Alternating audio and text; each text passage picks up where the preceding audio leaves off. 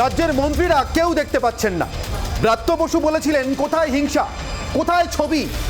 Vote পরবর্তী হিংসার অভিযোগ উড়িয়ে দেওয়া বললেও বোধহয় কম বলা হয়। তৃণমূল নেতারা যেন এমন শব্দের মানেই বুঝতে পারছেন না, এমন শব্দের অস্তিত্ব সম্পর্কে, ঘর ছাড়ার শব্দটির অস্তিত্ব সম্পর্কে এ পর্যন্ত সন্দিহান। আজকে ফিরহাদ হাকিম বললেন এ রাজ্যে হিংসা যদি হয়ে থাকে তাহলে ভোট পর্বে হয়েছে। শীতলকুচির ঘটনার দিকে আঙুল তুললেন ফিরহাদ হাকিম, বললেন ভোট পরবর্তী হিংসার কোনো খবর, কোনো ছবি নেই, গোটাটাই তদন্ত করলে স্পষ্ট হয়ে যাবে। আর এখানেই আমাদের প্রশ্ন, যদি কিছু নেই, সবটাই শূন্য, হিংসার অস্তিত্ব নেই, তাহলে দেশের সর্বোচ্চ আদালত সিট গঠন করে তদন্ত করবার আবেদন গ্রহণ করলেন। এবং শুধু তাই নয়, দুটি সরকারকে, কেন্দ্র এবং রাজ্য দুটি সরকারকে হলফনামা পেশ করতে বললেন। শূন্যের উপর দাঁড়িয়ে দেশের সর্বোচ্চ আদালত প্রাথমিক প্রমাণটুকু বা প্রয়োজনটুকুও কোথাও বোধ করলেন না হিংসার সপক্ষে। আমাদের একটি বিশেষ প্রতিবেদন।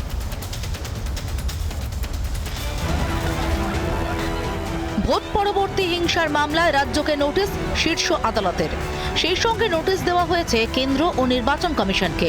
আগামী 4 সপ্তাহের মধ্যে জবাবের নির্দেশ দিয়েছে সুপ্রিম কোর্ট। ভোট পরবর্তী হিংসার ঘটনায় সিট গঠন করে তদন্তের আবেদন জানিয়ে মামলা হয় শীর্ষ আদালতে। গত 18 জুন এই মামলা থেকে নিজেকে সরিয়ে নেন বিচারপতি ইন্দিরা বন্দ্যোপাধ্যায়। এদিন শুনানিতে শীর্ষ আদালতের এই রায় অস্বস্তি বাড়ালো রাজ্যের শাসক দলের। করোনার মৃত্যু নিয়ে সুপ্রিম কোর্ট বলেছে, তাই এটাকে একটা প্যাঁচ দিয়েছেন আমাদের মহামান্য বিরোধী দল। এখানে পোস্টপোল ভায়োলেন্স হয়নি, এবং আমার যদি আদালত ঠিক মতন দেখেন তাহলে প্রমাণ হয়ে যাবে যে এখানে হয়নি। আমরা প্রথম প্রশ্ন তুলেছি, কারণ এর আগে অনেক এসআইটি হয়েছে, কোনো রেজাল্টও আসেনি।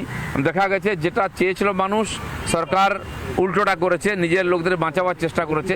সেই সন্দেহের বশবর্তী হয়ে লোকে কোর্টে গেছেন, আর কোর্ট স্বাভাবিক প্রশ্ন তুলেছেন। আর এর সত্যি সত্যি পেছনে উদ্দেশ্য কী আছে, সরকার যখন বক্তব্য জানাবে তখন এটা পরিষ্কার হবে। ভোটের ফল প্রকাশের পর থেকেই উত্তপ্ত হয়ে ওঠে কোচবিহার থেকে কাকদ্বীপ।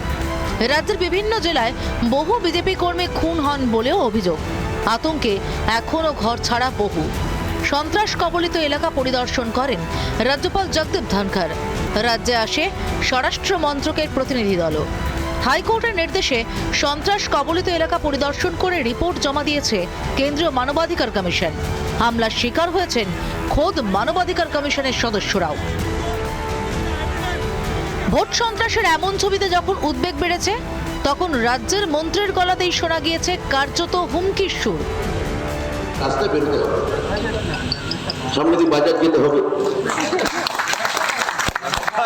যেতে হবে, আমরা কিছু করবো, আমরা সবার মধ্যে আমাদের নিয়ন্ত্রণ নেই, সবার মধ্যে নিয়ন্ত্রণ নেই আমাদের, কিন্তু কেউ যদি কিছু করে আমরা নিশ্চয়ই ব্যবস্থা নেব। বদলা নয়, বদল চাই। 1 দশক আগে এমন স্লোগান তুলেই রাজ্য রাজনীতিতে পালা বদল ঘটায় তৃণমূল। পরিবর্তনের 1 দশকে ভোট সন্ত্রাসের এমন ছবি সামনে এনেছে বদলার ছবিকেই। সন্ত্রাস রোধে বারবার আর্জি জানিয়েছেন রাজ্যের সাংবিধানিক প্রধান। হিংসা রোধে রাজ্য কী ব্যবস্থা নিয়েছে এই প্রশ্ন তুলেছে আদালতও। প্রশ্ন উঠছে, এমন পরিস্থিতিতে মন্ত্রীর গলায় এমন সুরে কি অনুপ্রেরণা যোগাচ্ছে দলের নেতাকর্মীদের? ভোট পরবর্তী সন্ত্রাসী যদি না হয়, তাহলে কেনই বা রাজ্যকে নোটিশ শীর্ষ আদালতের? কেনই বা মানবাধিকার কমিশনকে বাধা? রিপাবলিক বাংলা। এ নিয়ে আজকে কথা বলবো, বিতর্ক করবো অনির্বাণের অগ্নিবাণে। আমার সঙ্গে উপস্থিত অতিথি যারা রয়েছেন তাদের সঙ্গে শুরুতেই পরিচয় করে দিই আপনাদের। আমার সঙ্গে রয়েছেন বিজেপির তরফ থেকে কিয়া ঘোষ, রয়েছেন শুভময় মৈত্র, রাজনৈতিক বিশ্লেষক হিসেবে সব্যসাচী চট্টোপাধ্যায় রয়েছেন আইনজীবী। আমার সঙ্গে রয়েছেন কংগ্রেস মুখপাত্র অশোক ভট্টাচার্য এবং তৃণমূল কংগ্রেসের নেতা রাজু ঘোষ। প্রত্যেকের সঙ্গেই কথা বলবো, কিন্তু তার আগে আজকের এই বিতর্কের জন্য সাজিয়ে রাখা আমার প্রশ্নমান অনির্বাণের অগ্নিবাণ 1।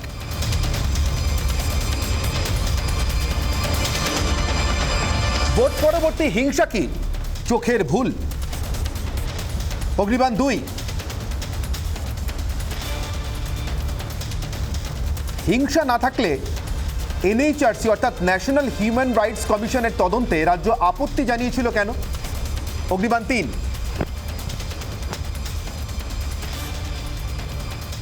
এবার কি হলফ করে হিংসার কথা অস্বীকার করবে রাজ্য? তার কারণ দেশের সর্বোচ্চ আদালত হলফনামা চেয়েছে।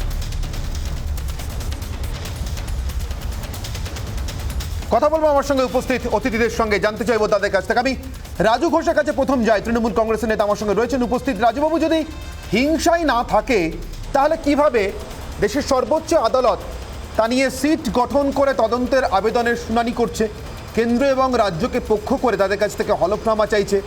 আমার না এক কথায় রাজুবাবু কালিদাসের হেয়ালি মনে পড়ছে, নেই তাই খাচ্ছ, থাকলে কোথায় পেতে।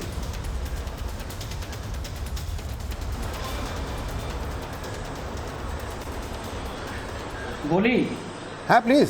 অনির্বাণদা, হিংসা নেই এটা এটা এটা এটা সঠিক কথা নয়। হিংসা একদম, হিংসা তো আছেই, তবে হিংসাটা তৃণমূল কংগ্রেস করছে না, হিংসাটা ভারতীয় জনতা পার্টি করছে তৃণমূলের প্রতি। কারণ তারা যে স্বপ্ন দেখেছিল এই রাজ্যে সরকার গড়ার, সেই স্বপ্নটা যখন ভেঙে গেছে, এখন সেই তৃণমূল কংগ্রেসের প্রতি ভারতীয় জনতা পার্টি হিংসা করছে, এবং হিংসা করে এই সমস্ত যে হিংসার ঘটনাগুলোকে ভারতীয় জনতা পার্টি ক্রিয়েট করছে, এটাকে তৈরি করছে, এটা তৈরি করা একটা হিংসার ঘটনা। রাজুবাবু, ভারতীয় জনতা পার্টি যদি হিংসা করে তাহলে ন্যাশনাল হিউম্যান রাইটস কমিশন, জাতীয় মানবাধিকার কমিশনকে আসতে দিতে আপনাদের আপত্তি কেন? তারা এসে দেখতেন যে আপনাদের কর্মীরা কিভাবে বিজেপির হিংসার শিকার হচ্ছেন।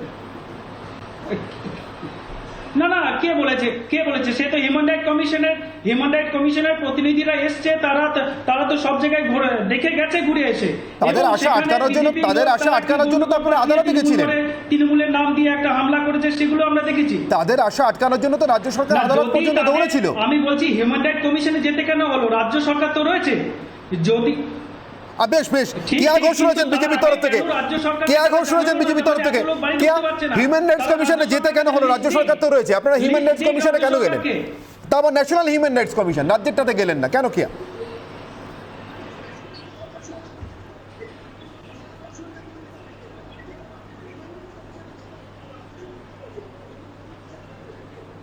কেয়া শোনা যাচ্ছে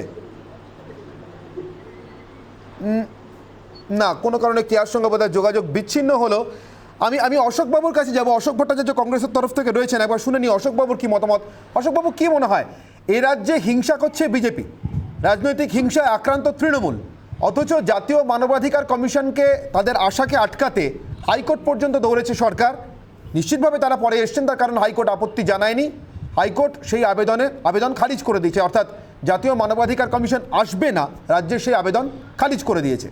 তা আমার প্রশ্ন, যদি এমনটাই সত্যি হয়ে থাকে যা তৃণমূল কংগ্রেস বলছে, রাজুবাবু বলছেন, তাহলে তো ডেকে নিয়ে আসা উচিত জাতীয় মানবাধিকার কমিশনকে, গোটা দেশকে জানানো উচিত।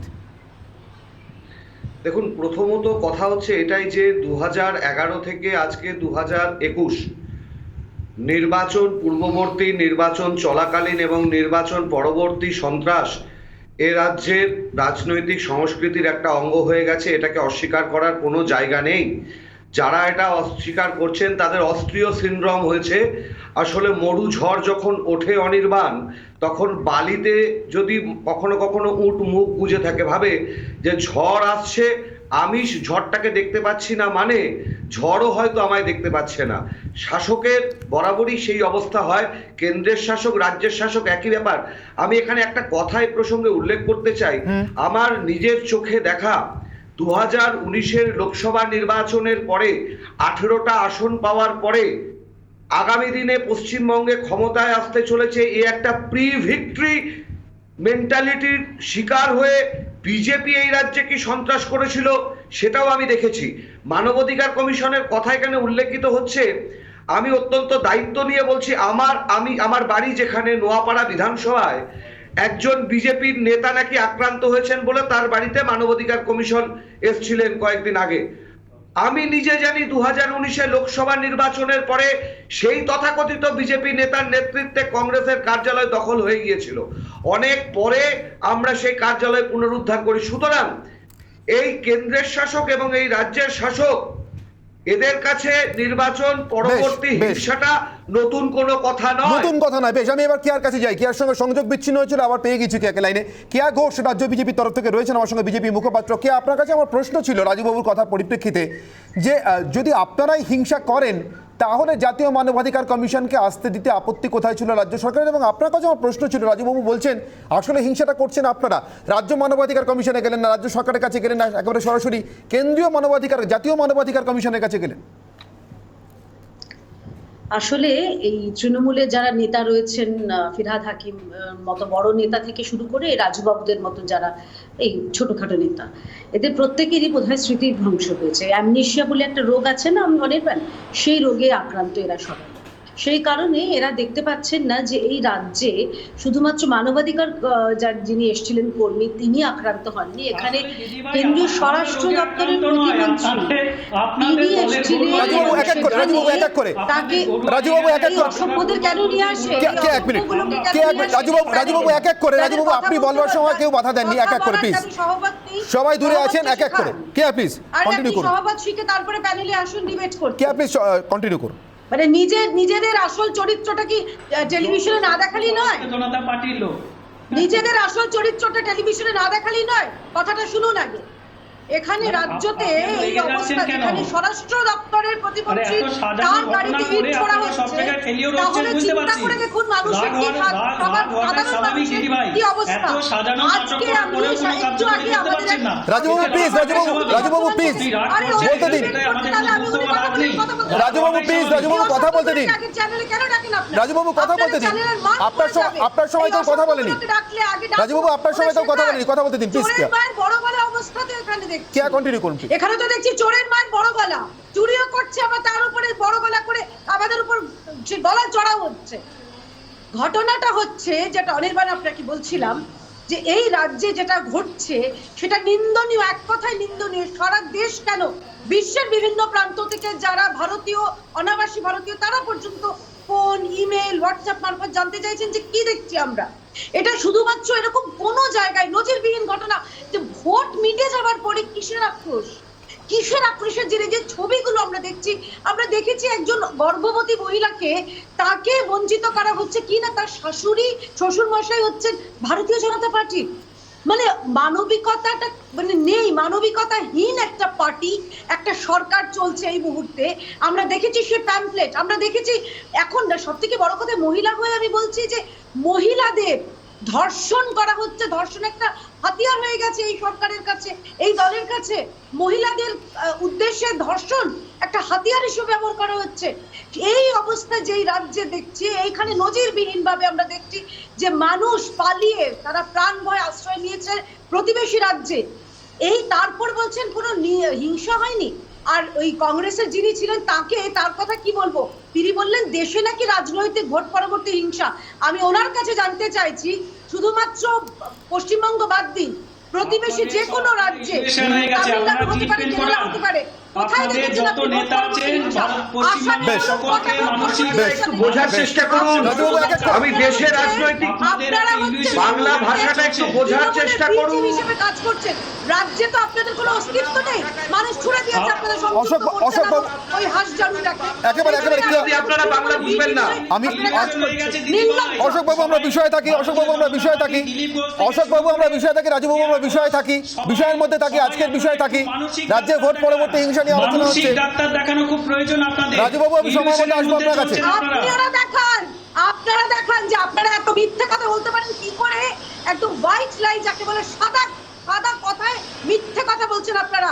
টেলিভিশনে বলছেন, প্রেস কনফারেন্সে বলছেন, ডাক্তার দেখানো দরকার। দিলীপ বাবু আপনাদের সকলকে মিথ্যে কথা বলছি। তো মানুষ মারা যাচ্ছে, সেই ছবি দিচ্ছি, সেটা আপনাদের মিথ্যে মনে হচ্ছে। মানুষের ঘর ভাঙছে, সেই ছবি, সেটা মিথ্যে মনে হচ্ছে। আপনাদের আশু প্রয়োজন চিকিৎসা করানোর, একদম মিথ্যে আপনাদের না। আসলে আমি আপনাকে বলছি রাজুবাবু, মিথ্যে ডিগ্রি দেওয়া দরকার। মানসিক শান্তি পাবেন।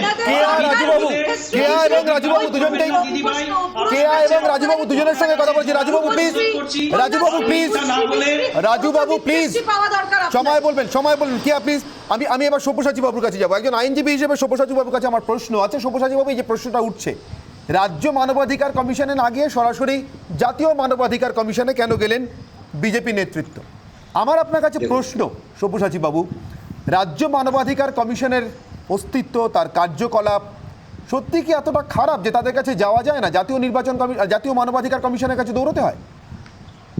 দেখুন, প্রথমত জাতীয় মানবাধিকার কমিশন এবং রাজ্য মানবাধিকার কমিশন এগুলো তাদের যে কাজকর্ম তার উপরে বিশ্বাসযোগ্যতা তৈরি হয়। মানবাধিকার কমিশন অত্যন্ত গুরুত্বপূর্ণ একটি বিষয় আমাদের দেশে, এবং মানবাধিকার কমিশন তৈরি করার জন্য যে আইন হয়েছিল সেই আইন অনুযায়ী পশ্চিমবঙ্গেই প্রথম মানবাধিকার কমিশন তৈরি হয়েছিল। কিন্তু দেখলাম আমরা যেটা 2012 সালের পর থেকে ফ্যাকচুয়ালি এই মানবাধিকার কমিশনকে পশ্চিমবাংলায় ডিফাঙ্ক্ট করে দেওয়া হয়েছে। কেন করা হয়েছে?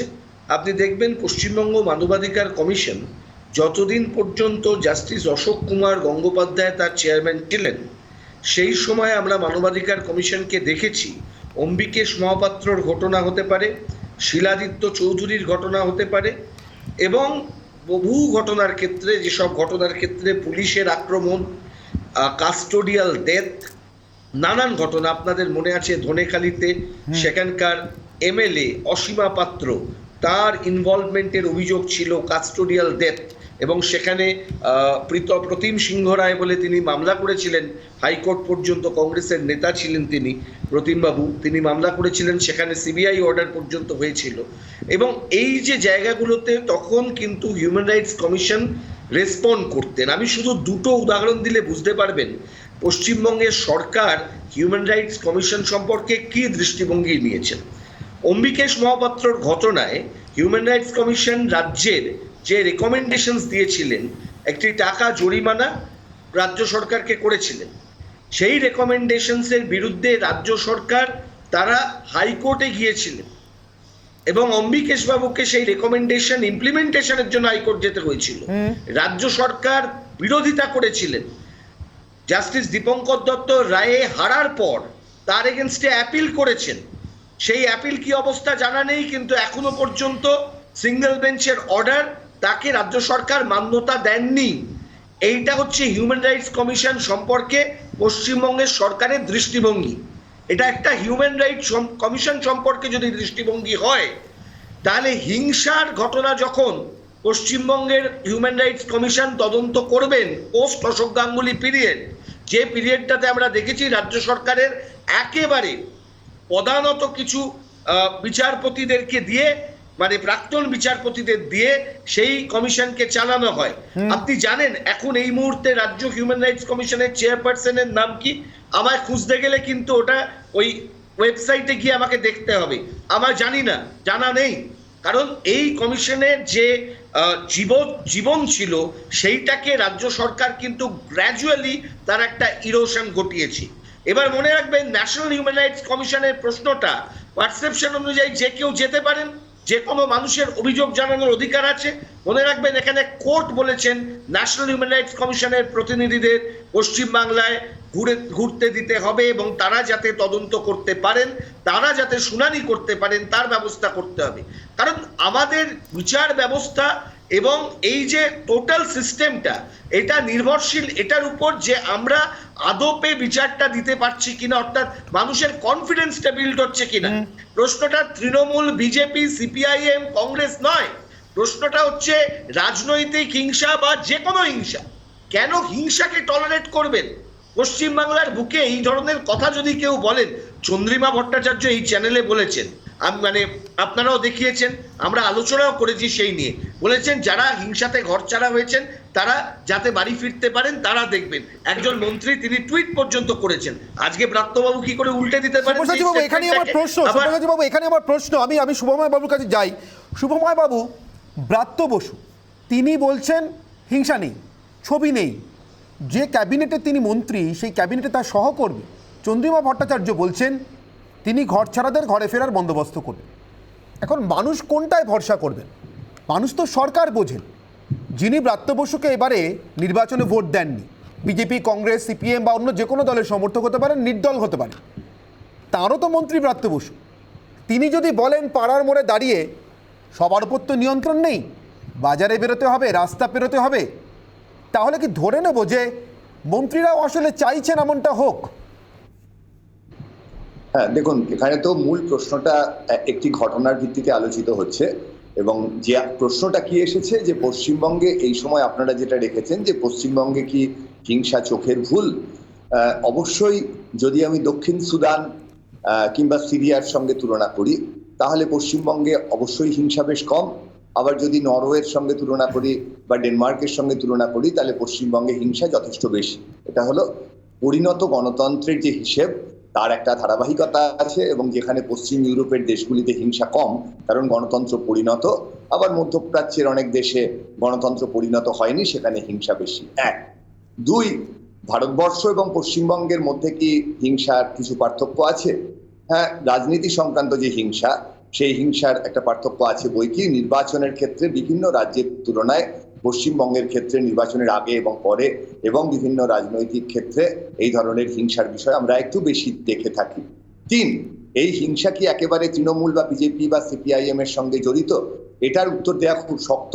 তার কারণ হচ্ছে বিভিন্ন রাজনৈতিক দলের এক দল থেকে অন্য দলে সমর্থক বদলান, নেতা বদলান, এবং যারা হিংসা করেন কিন্তু তারা যে দলেই যান তারা হিংসা করেন। এমনকি আমাদের যখন তর্ক বিতর্ক হয় আমরা তো খুব অহিংসভাবে করতে পারি না, সেই তর্কের মধ্যেও একটা হিংসা থাকে। হিংসা মানে শুধু তো গিয়ে কাউকে বাঁশপেটা করলাম বা তাকে গুলি করে দিলাম এমন নয়, কথার মাধ্যমেও হিংসা ছড়ায়। সুতরাং বাঙালির যে সংস্কৃতি তাতে কিন্তু এই হিংসার একটা প্রকোপ দেখা যাচ্ছে, আমরা এর বাইরে নই। বেশ, কথার মাধ্যমে হিংসা ছড়ায়। নিশ্চিতভাবে হিংসা করতে বলা, হিংসায় প্ররোচনা দেওয়া, এর মাধ্যমে তো হিংসা ছড়ায়, হিংসাত্মক বক্তব্য পেশ করা। কিন্তু রাজ্যের প্রশাসনিক প্রধান মুখ্যমন্ত্রী তিনি হিংসা সম্পর্কে কি মনোভাব নিচ্ছেন তাতেও বোধহয় কিছুটা নির্ভর করে যারা হিংসা করছেন অথবা যারা হিংসার শিকার তারা কতটা একই সঙ্গে, যারা হিংসা করছেন তারা কতটা ভীত হবে, না যারা হিংসার শিকার তারা কতটা আশ্বস্ত হবে। মমতা বন্দ্যোপাধ্যায় রাজ্যের মুখ্যমন্ত্রী ভোট পরবর্তী হিংসা নিয়ে সাম্প্রতিক সময় কি বলেছেন একবার শুনে নিন, আসুন। এখনো রাজনৈতিক সন্ত্রাস চলছে, কারণ রাজ্যপাল বলছেন আপনি কি দেখতে পাচ্ছেন? মানে আপনারা তো এখানকার সাংবাদিক, আপনারা কি দেখতে পাচ্ছেন কিছু? আমার আগে তো আপনারা দেখতে পাচ্ছেন, আপনারাই তো এগুলো খোঁজ খবর সবচেয়ে বেশি রাখেন। আপনারা যখন চোখে পড়ছে না, তা কারোর যদি চোখে নেওয়া হয় আমি কি করতে পারি? I always tell my police administration to take strong steps wherever it may be, and if anything happens anywhere we don't support that. And I think whatever they are creating the atmosphere that violence, there is no violence like that. One to sporadic incident if any happens, we take strong action because we condemn all the violence. And there is no political violence. It is a BJP gimmick violence. There is no political violence.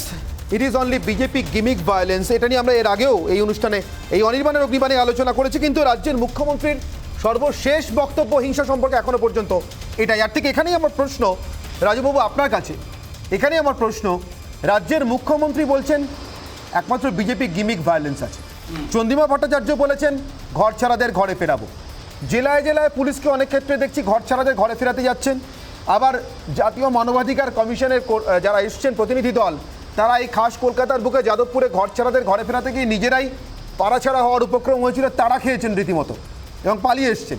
সেই ছবি আমরা না, মানে শুধু Republic Bangla নয় গোটা দেশ দেখেছে সংবাদ এজেন্সিগুলির সৌজন্যে। আমার প্রশ্ন রাজুবাবু, হিংসা নিয়ে তৃণমূল কংগ্রেসের স্ট্যান্ডটা কি, নাকি আসলে কোনো স্ট্যান্ড নেই?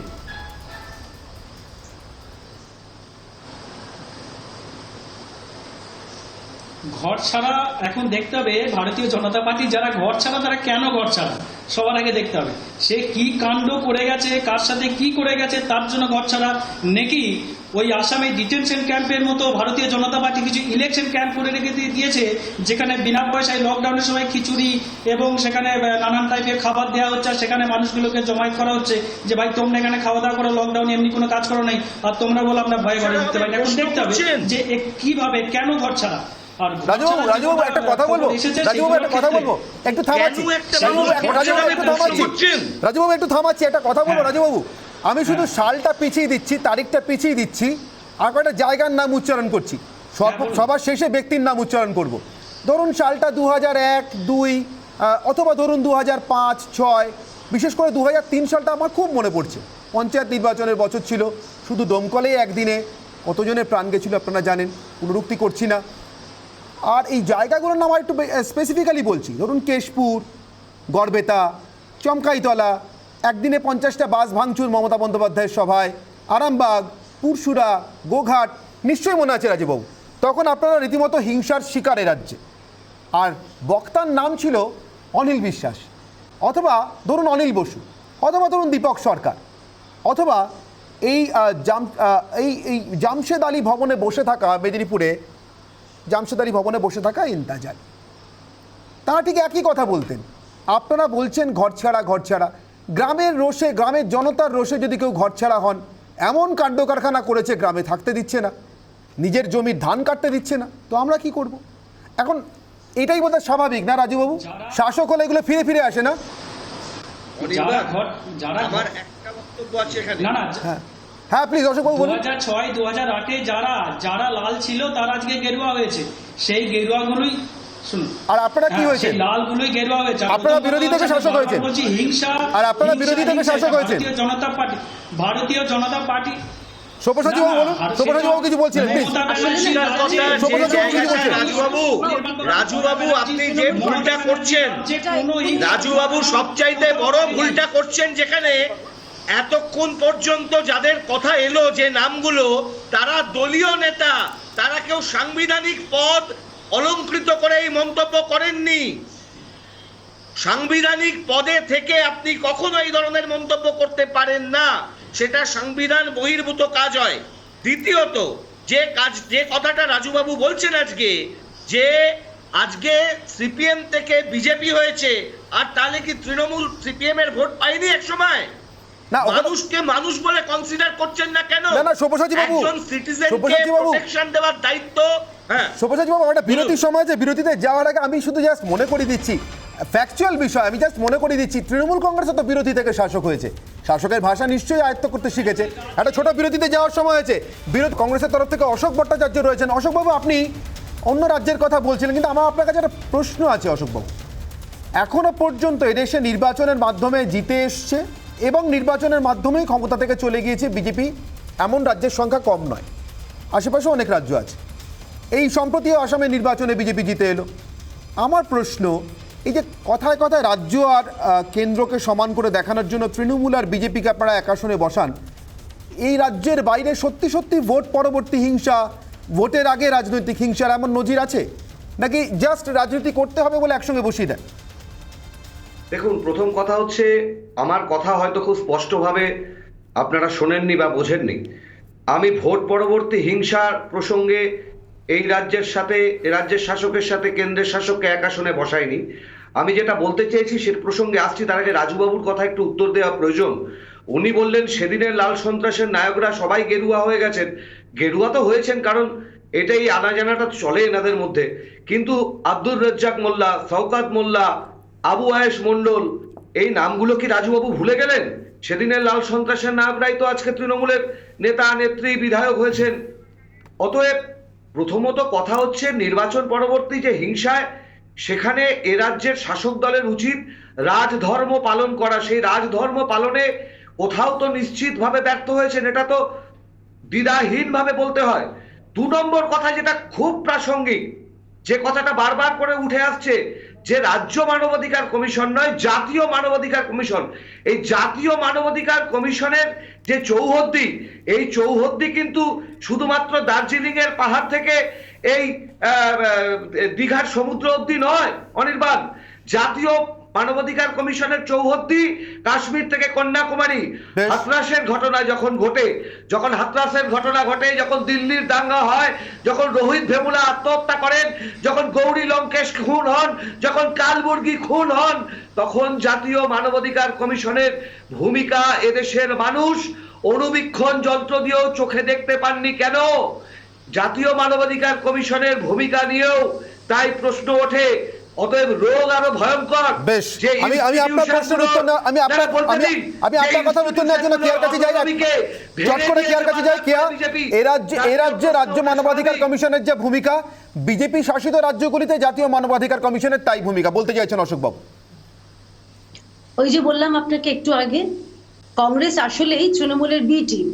ওরা তো এক পা বাড়িয়েই রেখেছে। মমতা বন্দ্যোপাধ্যায় যদি ডাকতেন ওদের যে আয় আমাদের সঙ্গে বসবি, আমাদের সঙ্গে সব কথা করবি, ওরা একদম রাজি ছিলেন। মমতা ব্যানার্জি সেটা ওদের সেই জায়গাটা দেননি, পাত্তা দেননি, কিন্তু তাও ওরা ওদের তরফ থেকে বন্ধুত্বের হাত বাড়িয়ে রেখেছেন। আসন্ন 2024 আছে, আবার 2022-এ বলছি, তৃণমূলের উত্তরপ্রদেশে সাথে নির্বাচন আপনারা আছে, তো ঘর তাই তো আরে কথাটা শুনুন না, আপনি তৃণমূলের সাথে তো ঘর কথা করেন বলছেন, না, এক এক করে অশোক বাবু এক এক করে সবাই এক এক করে প্লিজ অসভ্যতা করছেন কেন? Please, আপনি please. জানেন না কিভাবে ডিবেট করতে হয়? এতদিন ধরে ডিবেট করছেন, কেয়া প্লিজ নিজেকে এত এত আপনি এই বুদ্ধিজীবী বলছেন, অথচ সামান্য আপনারা ডিবেট এক এক করে, এক এক করে। আপনি এত আচ্ছা, উল্টোপাল্টা মিথ্যা কথা বলে গেছেন, আমি তো একটা উত্তর দিইনি আপনাকে। কেউ কিচ্ছু জানে না, না, অশোক বাবু, এক এক করে। অশোক বাবু, আপনি বলেছেন তো, এক এক করে, please। এক এক করে, please। অসভ্যতামি করছেন কেন আপনি? কেয়া প্লিজ ক্যারি অন। যেরকম দল, যেরকম নেতা, সেরকমই হচ্ছে তাদের মুখপাত্র, সেটাই তো বোঝা যাচ্ছে। বলে- ভব্যতাটুকু জানি না, যেরকম কথা রাহুল গান্ধী, বলুন, রাহুল বলে- গান্ধী অনুচরও এরকম। কথাটা কথা শুনতে আসতে দিন। কোন আপনি ঘুরাই আপনাকে শুন না, একবারও আসবে, একটা আটকায়নি। কথা আছে। আপনি এক এক করে, আমাকে অশোক বাবু, আটকাচ্ছেন please। কেন? আপনি বলেছেন আপনার আমি তো সময়, আপনাকে please। একবারও আটকাইনি, আপনি আমাকে বাধা দিচ্ছেন কেন? সত্যিটা শুনতে খারাপ লাগছে, তাই তো? সত্যিটা বললাম সেজন্য খারাপ লাগছে।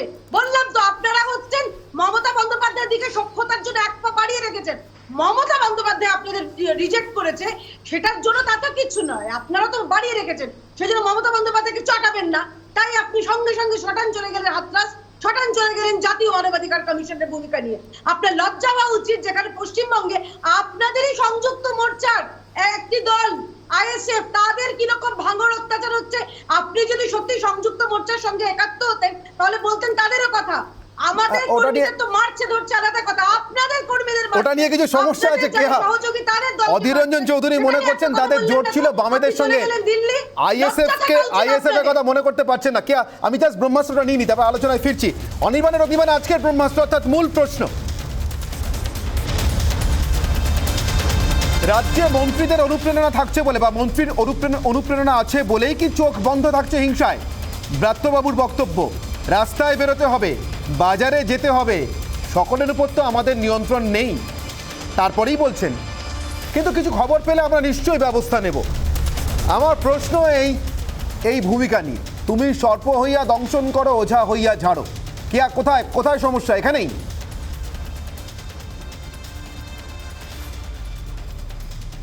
একদম একদম। মমতা বন্দ্যোপাধ্যায় যখন বিরোধী দলে ছিলেন তখন তিনি কথায় কথায় সিবিআই বলতেন, তখন তিনি কথায় কথায় রাজ্যপালের কাছে যেতেন, তখন তিনি কথায় কথায় বলতেন রাজ্যে যে কি পরিমাণ সন্ত্রাস হচ্ছে সেই নিয়ে তিনি সরব হতেন।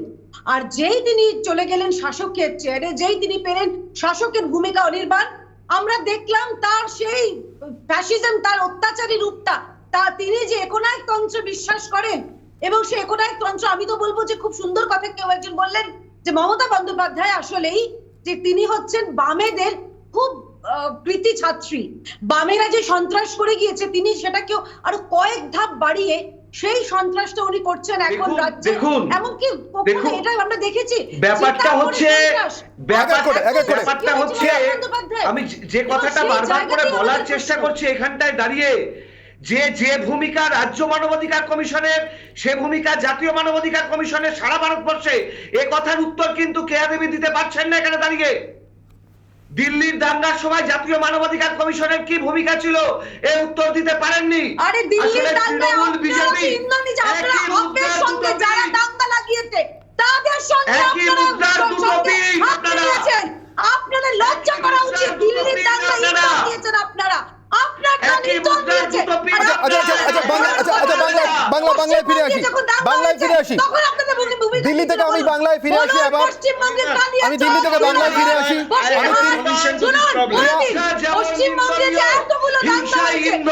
আমি দিল্লি থেকে বাংলায় ফিরে আসি। দিল্লি থেকে বাংলায় ফিরে আসি। সব্যসাচী বাবু প্লিজ, দিল্লি থেকে বাংলায় ফিরে আসি। কে অশোক বাবু? সব্যসাচী বাবু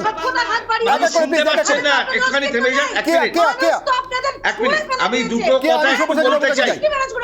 আমি একটু বলে নিই, একটু বলতে দিন দিদিভাই। আমি সব্যসাচী বাবুর কাছে দিদিভাই একটু বলতে দিন, দিদিভাই একটু বলতে দিন। সব্যসাচী বাবু প্লিজ, সব্যসাচী বাবু প্লিজ। প্রথমত একটা জায়গা যেটা হচ্ছে, আমরা আলোচনাটাকে বোধহয় আমরা যে অ্যাঙ্গেল থেকে আলোচনাটা শুরু করেছিলাম, সুপ্রিম কোর্টের অর্ডার, হাইকোর্টের অর্ডার, মানবাধিকার কমিশনের গুরুত্ব।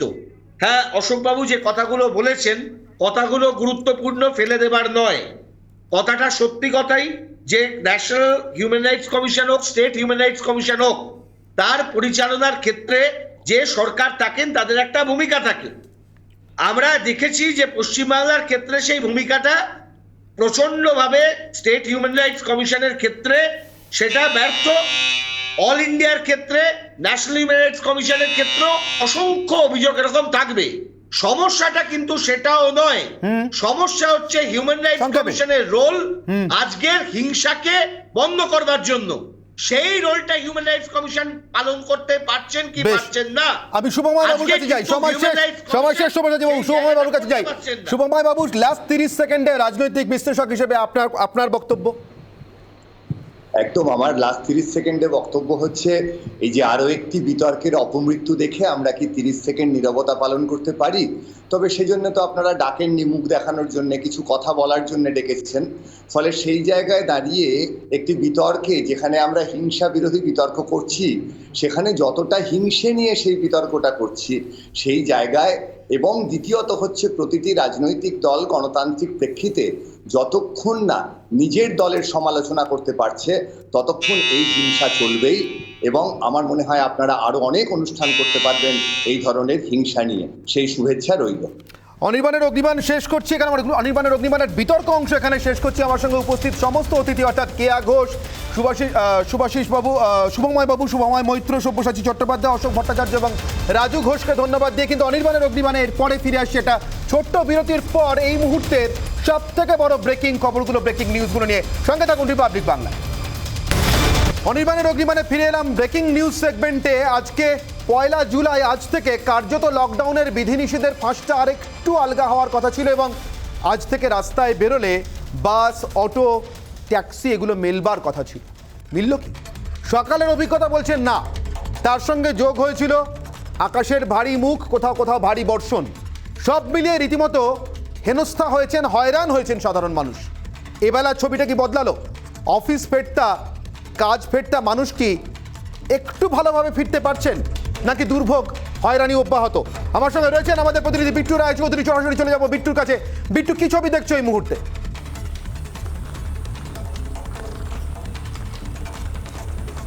অনির্বাণ, এই মুহূর্তে আমি দাঁড়িয়ে রয়েছি ধর্মতলার একদম মোড়ে, যেটা মেট্রো চ্যানেল, এবং এখান থেকেই মূলত বিভিন্ন জায়গায় বাসে ওঠেন সাধারণ যাত্রীরা। কিন্তু এখন যে চিত্রটা দেখতে পাচ্ছি, বৃষ্টি নেমেছে, কাজে এখন যাত্রী সংখ্যা কিন্তু অনেকটাই কম। তবে তোমাকে জানিয়ে রাখি, বাসের সংখ্যা কিন্তু একদমই লক্ষ্য করা যাচ্ছে না, কোনো বাস নেই। তুমি দেখতে পাচ্ছ পুরো রাস্তা ফাঁকা, গাড়ি যাচ্ছে, ট্যাক্সি করে প্রচুর লোক যাতায়াত করছে এবং ট্যাক্সি অতিরিক্ত ভাড়া নিচ্ছে।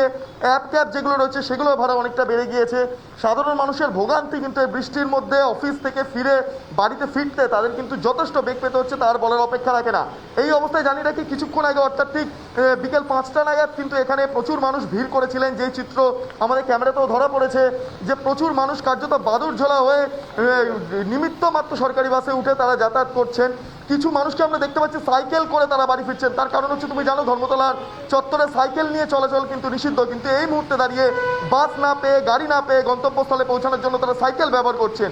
এই যে সামগ্রিক দৃশ্যটা লক্ষ্য করা যাচ্ছে, তাতে করে কিন্তু যাত্রীদের ভোগান্তি কার্যত স্পষ্ট। আমি জেনে নেবো, আপনি কি বাড়ি ফিরছেন? তো হ্যাঁ, বাস পাচ্ছেন, অটো পাচ্ছি না, প্রচুর প্রবলেম হচ্ছে। কতটা অসুবিধার সম্মুখীন হচ্ছে? ওই ওখান থেকে হেঁটে হেঁটে আসলাম এতটা, ধর্মতলার মুখ থেকে। তারপর সিএমআরতে ছিলাম, সিএমআর থেকে গাড়ি পাচ্ছি না। উবের প্রচুর ভাড়া দেখাচ্ছে, 900 টাকা, 950 টাকা এরকম। এই হচ্ছে অনির্বাণ অবস্থা, যে উবের ভাড়া দেখাচ্ছে 900 টাকা, 950 টাকা এরকম ভাড়া দেখাচ্ছে, বাস পাওয়া যাচ্ছে না, গাড়ি নেই। এই অবস্থায় দাঁড়িয়ে লকডাউনের ফার্স্ট যে তুমি বললে শিথিল হয়েছে, তার দৃশ্য কার্যত যে স্পষ্ট হচ্ছে ধর্মতলা মোড় থেকে। অর্থাৎ সাধারণ মানুষ এই কার্যত লকডাউনের বিধিনিষেধ আলগা হওয়ার কোনো অনুভব পেলেন না, কোনো অনুভূতি পেলেন না, বরঞ্চ যেন আরো কঠিন হয়ে চেপে বসলো তাদের উপরে। তার কারণ দেখতে পাচ্ছি বিট্টু, তোমার পিছনে একটা বাস অনেকটা দূরে, সম্ভবত সরকারি বাস, আর এই ছবিটা আজকের দিনে ব্যতিক্রম। তার কারণ আমাদের প্রতিনিধি বিট্টু বলছিল আপনাদেরকে যে আসলে ছবিটা দিনভর হয়রানির। সকালেও কিছু মানুষ অফিস যাওয়ার সময় দুর্ভোগে পড়েছেন, দেখে নিই সেই ছবিটা এবং তাদের তখনকার বক্তব্য। না, এখনো তো বাড়িনি, আমি তো ঠিক পয়সাতেই এলাম, নর্মালি চলছে আগের মতোই। হ্যাঁ, ভাড়া একদম পুরনো ভাড়াটাই আছে, যেটা আগে 20 টাকা রাজপুর নেওয়া হতো, বারাইপুর 30 টাকা নেওয়া হতো, ওই ভাড়াটাই নেওয়া হচ্ছে। মানে আমরা প্যাসেঞ্জার পাচ্ছি না ওখান থেকে, মানে দুটো একটা প্যাসেঞ্জার পাচ্ছি। ভাড়া আজ থেকে নর্মাল করে দিয়েছে, যেমন ভাড়া তেমন। আমাদের খুবই অসুবিধা হচ্ছে, গ্যাসের দামটা বেশি, কী করে আমাদের চলছে বুঝতে পারছি না। সকালের ছবিটা ছিল অনেকটাই আলাদা, ফটফটে আকাশে এভাবে দৌড়ে ছুটে বাসের জন্য বাসকে লক্ষ্য করে মানুষকে ছোটাছুটি করতে হয়নি এবং বাসের জন্য হাপিত্তেশ করে থাকতে হয়নি। তবে এই ছবিটা বলে দিচ্ছে এই মুহূর্তে ধর্মতলার মেট্রো চ্যানেলের ছবিটা যে আজকের দিনটা হয়রান এবং ভোগান্তির মধ্যে কাটলো। আর এই যে সাইকেল আরোহী, আর তাকে দেখেও পুলিশের এগিয়ে না আসা বোধহয় সবচেয়ে বড় প্রমাণ কটা বাস দিনের শেষে দিনের শুরুতে মানুষ পেয়েছেন। অনির্বাণের অগ্নিবাণে এখন একটা ছোট্ট বিরতির পর ফিরে আসবো আজকের দিনের আরো বড় ব্রেকিং নিউজগুলো নিয়ে। সঙ্গে থাকুন রিপাবলিক বাংলায়। মৃত্যুদিন, চিকিৎসক দিবস। শুরুতেই আগে শুনেনি দেখেনি কি বললেন দেশের প্রধানমন্ত্রী নরেন্দ্র মোদী চিকিৎসক দিবস উপলক্ষে। আসুন।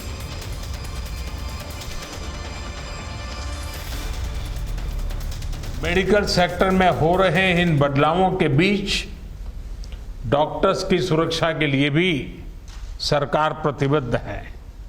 हमारी सरकार ने डॉक्टर्स के खिलाफ हिंसा को रोकने के लिए पिछले वर्ष ही कानून में कई कड़े प्रावधान किए हैं। इसके साथ ही हम अपने कोविड वॉरियर्स के लिए फ्री इंश्योरेंस कवर स्कीम भी लेकर आए हैं।